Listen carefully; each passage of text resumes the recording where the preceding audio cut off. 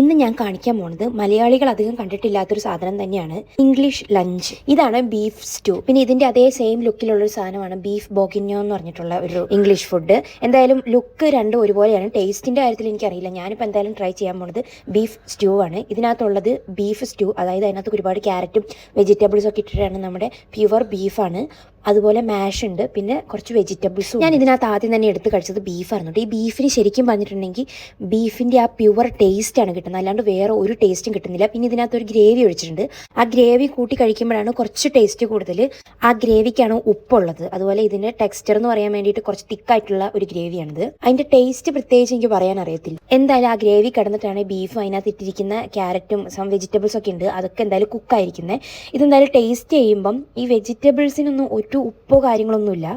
ശരിക്കും പറഞ്ഞാൽ ബീഫിൻ്റെ ആ പ്യുവർ ടേസ്റ്റാണ് കിട്ടുന്നത്. പിന്നെ മാഷ് എന്ന് പറഞ്ഞ സാധനം പൊട്ടറ്റോ മാഷ് ചെയ്തിട്ട് അതിനകത്ത് ബട്ടറും കൂടി മിക്സ് ചെയ്തതാണ്. പിന്നെ ഈ ബീഫ് സ്റ്റൂ ഇഷ്ടപ്പെട്ടോ എന്ന് ചോദിച്ചിട്ടുണ്ടെങ്കിൽ എനിക്ക് അത്രയ്ക്ക് ഇഷ്ടപ്പെട്ടില്ല. പക്ഷേ ഇതിനകത്ത് ഇട്ടിരിക്കുന്ന ബീഫ് സൂപ്പറായിരുന്നു കേട്ടോ. നല്ലോണം കുക്കുമായി നല്ല ടെൻഡർ ആയിട്ടുള്ള ബീഫായിരുന്നു. ബീഫ് സൂപ്പറായിരുന്നു.